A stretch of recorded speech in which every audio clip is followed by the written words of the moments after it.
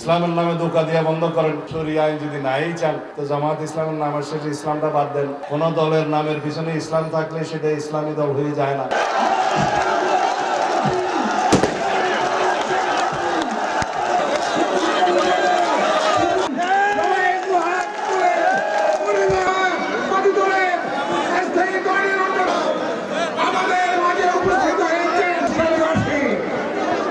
এদেশের মানুষের কর্মসংস্থানের দাবি আছে।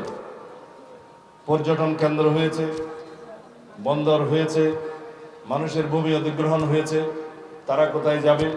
কর্মসংস্থান করতে হবে।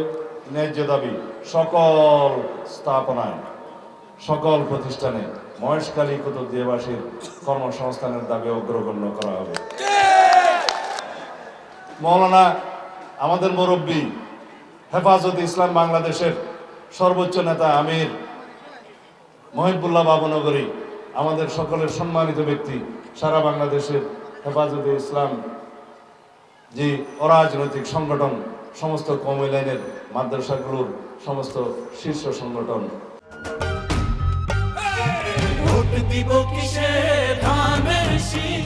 তার আমির বলছেন জামাত ইসলামে ভোট দেয়া হারাম। কেন বলছেন? বলছেন আমরা মদিনা ইসলামে বিশ্বাস করি, মওদুদে ইসলামে বিশ্বাস করি না। আমি জিজ্ঞেস করি আপনাদের জামাত ইসলামের ভাই বন্ধুগণদের, আপনারা রাষ্ট্রীয়ভাবে বলেছেন আপনারা ইসলামী দল, ইসলাম ভিত্তিক দল, অথচ আপনারা বলেছেন আপনারা শরিয়া আইন চান না। শরিয়া আইন যদি নাই চান, চরমোরাইয়ের পীরের ভাষায়, সম্মানিত পীরের ভাষায় বলি, তাহলে শরিয়া আইন যদি নাই চান তো জামাত ইসলামের নামের শেষে ইসলামটা বাদ দেন। কোন দলের নামের পিছনে ইসলাম থাকলে সেটা ইসলামী দল হয়ে যায় না। আমাদের এখানে অনেক নুরুল ইসলাম আছে। যাই হোক, আমি এর বেশি বলতে চাই না। ইসলামের নামে ধোঁকা দিয়ে বন্ধ করেন। আমরা বাংলাদেশের 90-92% মুসলমান, বাকি 8% 10% যারা অন্যান্য ধর্মাবলম্বী ভাই বোনেরা আছেন, তাদের আমরা স্বাধীনতা, ধর্মীয় স্বাধীনতা, আচার অনুষ্ঠান, উপাসনার স্বাধীনতা আমরা নিশ্চিত করি, সংবিধান মতোই করি। সেই হিসাবে তাদের সকল অধিকার নিশ্চিত করা হবে। আপনারা দয়া করে ইসলামের ক্ষতি করবেন না, ইসলামের দোহাই দিয়ে, বাহানা দিয়ে মা বোনদেরকে বিভ্রান্ত করবেন না, আমার ভাই বোনদের বিভ্রান্ত করবেন না। আপনারা বলছেন, জামাত ইসলামের ভাই বন্ধুদের বলি, আপনারা বলেছেন, আপনাদের ইশতেহারে বলেছেন বাংলাদেশের সংবিধান মাফিক আপনারা রাষ্ট্র চালাবেন। আমরাও তো একই কথা বলছি, এই সংবিধান অনুসারে রাষ্ট্র চলবে। আলাপ আলোচনার মধ্য দিয়ে এদেশের জনগণের জন্য উপযুক্ত আইন তৈরি করা হবে, সেইভাবে সংবিধান সংস্কার করা হবে, যে সাংবিধানিক সংস্কারের মধ্য দিয়ে এদেশে আর কোনোদিন স্বৈরাচারের উৎপত্তি হবে না, কোনোদিন ফ্যাসিবাদের উৎপত্তি হবে না। সেই রকম একটা সংবিধান আমরা সংস্কার করব। সুতরাং বন্ধুগণ, যদি আপনারাও সাংবিধানিকভাবে রাষ্ট্র পরিচালনা করতে চান, যেটা আমাদের প্রাথমিক অঙ্গীকার, সাংবিধানিকভাবে আমরা রাষ্ট্র পরিচালনা করতে চাই, সুতরাং এখানে মাঝখানে দয়া করে ইসলামকে কেন টেনে নিয়ে আসেন? সুতরাং ইসলামকে বুটে দাঁড়িয়েছে ভাই সব। এখানে বলে আমার এলাকায় একজন বক্তৃতাদের কই এইবার ব্যালটে বলে যুদ্ধ হবে, তলোয়ারে নাকি যুদ্ধ হবে না, বলতেছে ব্যালটে যুদ্ধ হয়ে কোরআনের বিজয় হবে। আস্তাগফিরুল্লাহ। আমরা মাঝখানে পবিত্র কোরআনকে কেন টেনে নিয়ে আসবো? এরা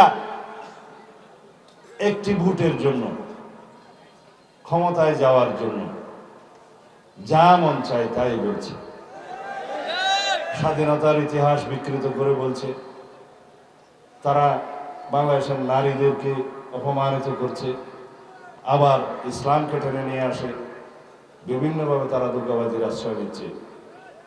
সুতরাং তাদের কোনো ইতিহাস যদি থাকে, সেটা বাংলাদেশের স্বাধীনতার বিরোধিতা করার ইতিহাস।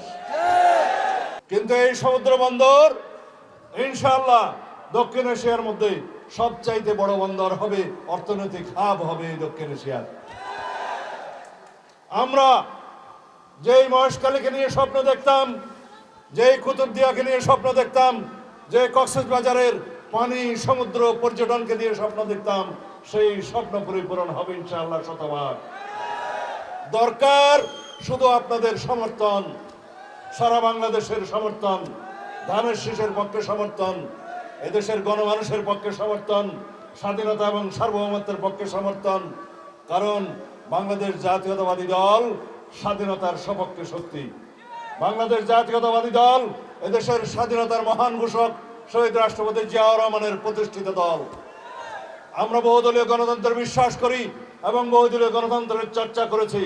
আমরা এদেশের আইনের শাসনে বিশ্বাস করি, বিচার বিভাগের স্বাধীনতা আমরা নিশ্চিত করেছি, গণমাধ্যমের স্বাধীনতা নিশ্চিত করেছি, সর্বক্ষেত্রে উন্নয়ন এবং শিল্পায়ন, গার্মেন্টস ইন্ডাস্ট্রির শুরু পর্যন্ত আমরা বিএনপিরই উন্নয়নের ইতিহাস বলতে পারি।